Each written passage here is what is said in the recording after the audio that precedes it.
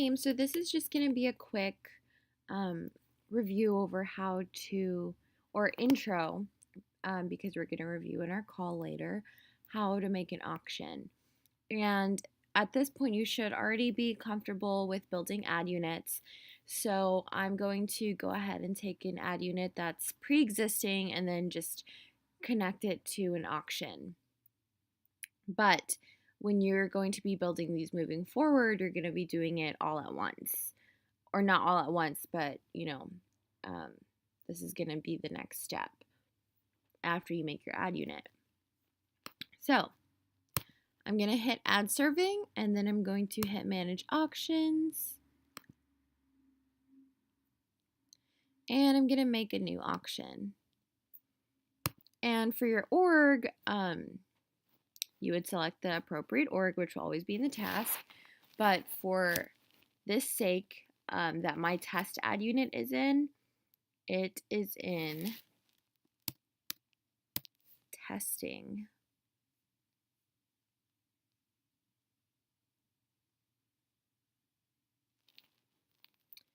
So my org is test Adam because that's where my ad unit is.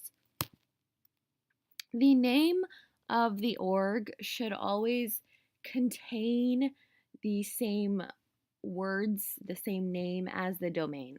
So for example, this ad unit has a domain of adam.com, right? And so when I name an auction, if you look, like just type in a random auction or look at the other ones, they're always kind of named with the same conventions. This is for thehill.com. And so they named it the Hill header bidding or the Hill mobile header bidding.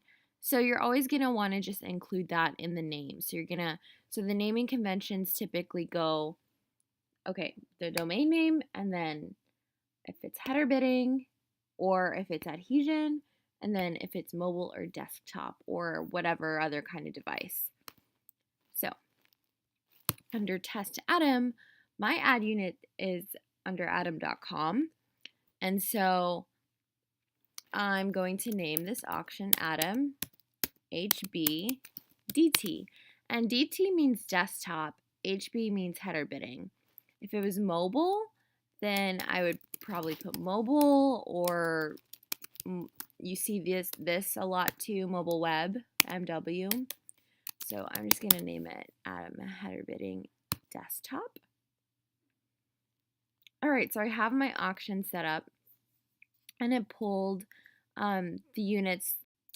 So here is my unit right here that has been pre-built, and you know that it's ready to go because this one's gray. This was the original unit I had built, but I didn't enable RTB, and RTB and at least one demand partner has to be ready to go before you can join any auction. And so whenever you're making your ad units, just remember to be enabling RTB. But you guys know that, so you're going to select the ad units that are all a part of this auction. And I'm going to hit this one.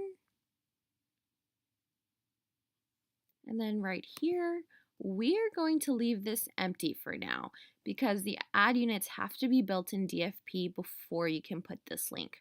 But this is going to be b/DFP ID. Well, that's usually a number. And then, the link to the DFP ad unit. So we're going to leave that blank because we're not at that step yet. Right now, Dollarbird is going to add these links in. And check over here.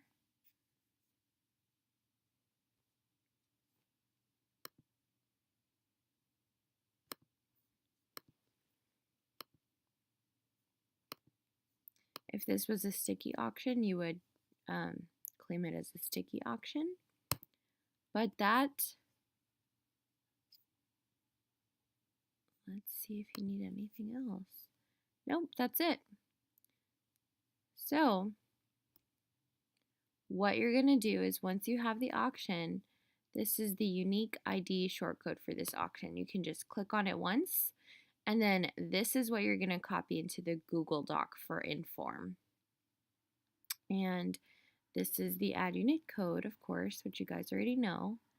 And so just make sure to update the Google Doc with this ID as well. So I will do an example from beginning to end during our call, but that is the intro. If you would like to start practicing, let me know if you have any questions.